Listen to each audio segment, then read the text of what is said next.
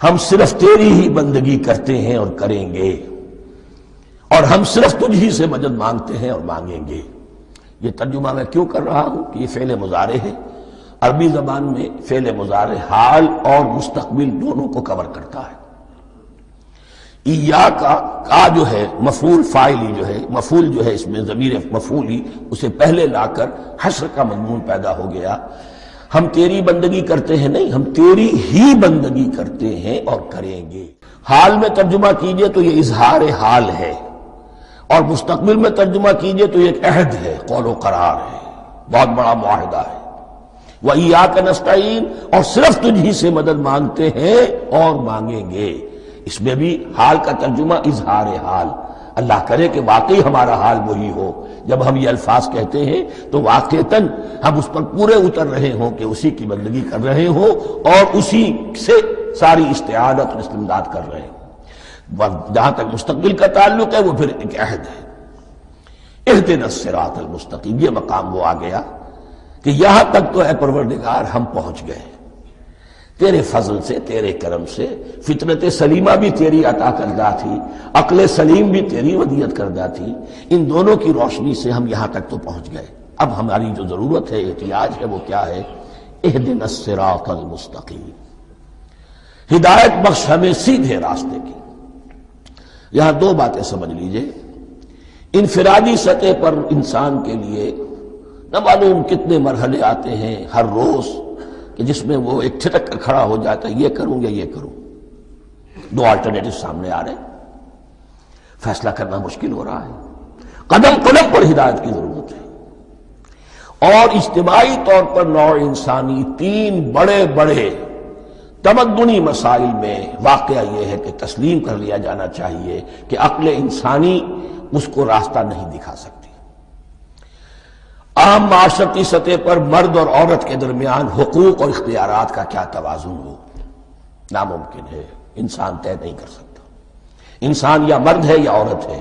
عورت سوچے گی اپنے لحاظ، اپنے جذبات کا، اپنے خیالات کا لحاظ رکھے گی، مرد کے جذبات و احساسات کا اسے کوئی اس کا کوئی تصور ہی ممکن نہیں۔ مرد سوچے گا اسے اپنے احساسات معلوم ہے، لیکن یہ کہ عورت کے احساسات سے وہ نابلد ہے، ان کو محسوس کر ہی نہیں سکتا۔ لا محالہ وہ اپنے بارے میں وہ جو بھی نظام بنائے گا اس میں وہ اپنی بالادستی رکھے گا۔ وہ تو ایک ہی ہستی ہو سکتی ہے کہ جو دونوں کی خالق ہے، مرد کی بھی عورت کی بھی، اور اس کو دونوں سے محبت ہے، دونوں کا خیر خواہ ہے، دونوں کا رب ہے، دونوں کو پروان چڑھانا چاہتا ہے۔ اسی طرح فرد اور معاشرہ یا ریاست، حکومت اور ریاست ہمیشہ یہ چاہتی ہے کہ سارے اختیارات ہمارے ہاتھ میں آ جائیں، ٹوٹلیٹیرین سوسائٹی ہو، بس ہم حکم دیں اور لوگ اس پر چلیں۔ افراد یہ چاہتے نہیں، ہمیں آزادی ہونی چاہیے۔ اب آپ دیکھیے کہ دنیا میں کتنے جھگڑے چلتے ہیں اسی پر، فریڈم فریڈم فریڈم۔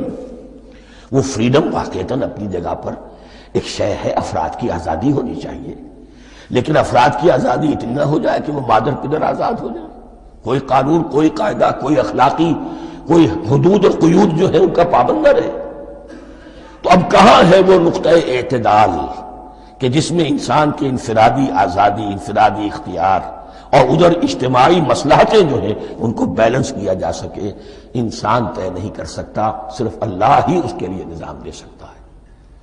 تیسرا مسئلہ ہے سرمایہ اور محنت، اس میں کیا توازن ہو؟ سرمایہ اور محنت دونوں مل کر کچھ بنا رہے ہیں، کچھ پروڈیوس کر رہے ہیں۔ اب اس میں نفع جو ہوا ہے اس میں سرمایہ کا کتنا حصہ ہونا چاہیے اور لیبر کا کتنا ہونا چاہیے، کون طے کر سکتا؟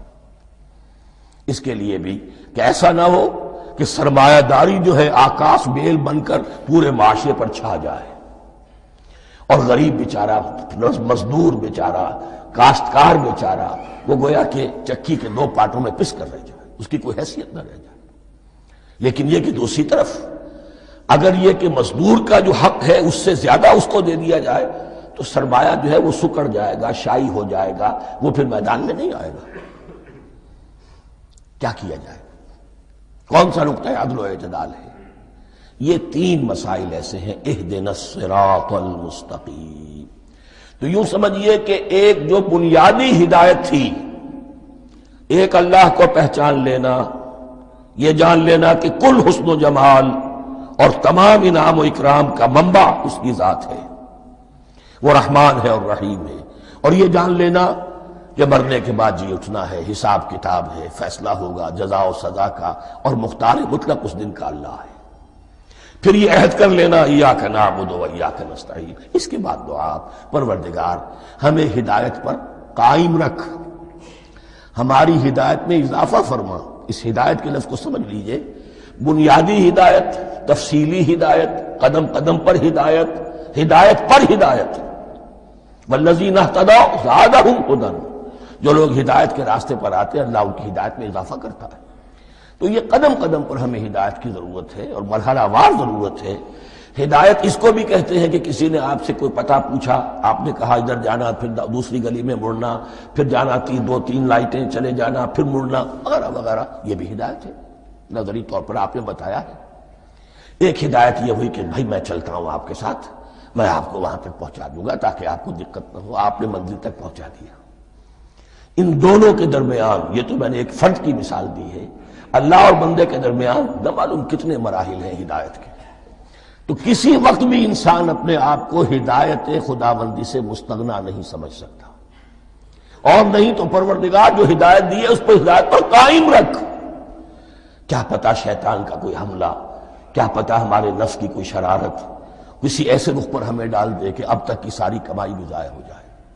لہذا یہ نہ سمجھیے کہ جب یہ ساری چیزیں ان کو معلوم تھی، ان چیزوں کا تو اقرار کر رہے تو اب ہدایت کون سی مانگ رہے ہیں؟ تو ہدایت کا تو بڑا میدان کھلا ہوا ہے، اور اس ہدایت کی وہ جو میں نے آخری شکل آپ کو بتائی ہے کہ منزل مقصود تک پہنچا دے، یہ ہدایت بھی قرآن مجید میں اس معنی میں بھی لفظ آیا ہے کہ اہل جنت جب جنت میں داخل ہوں گے تو جو ترانہ حمد ان کی زبان پر اس وقت ہوگا وہ کیا ہے؟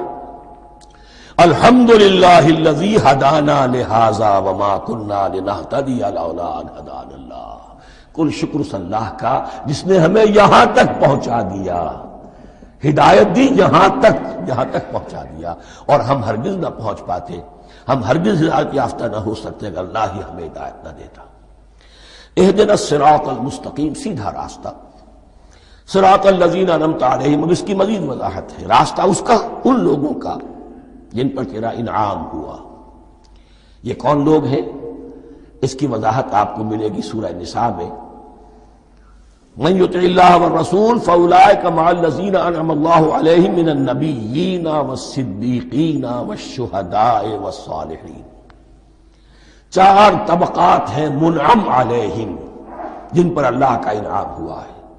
چوٹی پر انبیاء کرام، اس کے بعد صدیقین کرام، اس کے بعد شہداء عظام، اس کے بعد عام صالح مسلمان، صالح ہو۔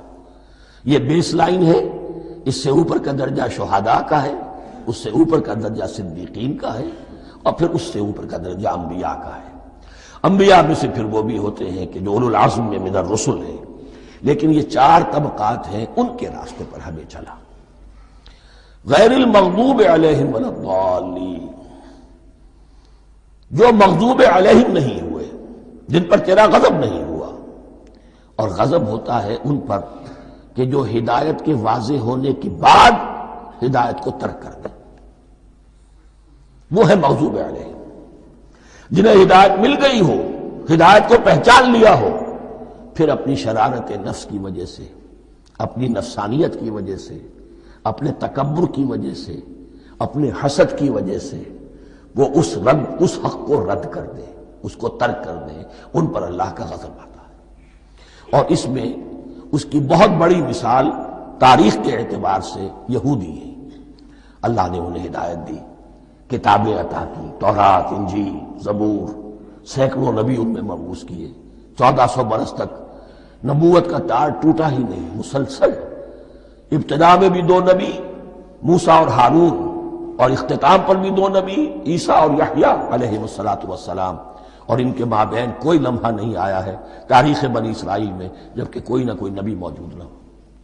لیکن انہوں نے اپنی شرارت نفس کی وجہ سے ہدایت تورات سے بھی منہ موڑا، اور پھر سب سے بڑی بات یہ کہ ہدایت محمدی سے، ہدایت قرآنی سے بھی صلی اللہ علیہ وسلم منہ موڑا، وہ ہے مغضوب علیہم ولا الضالین، اور نہ ہی گمراہ ہوئے۔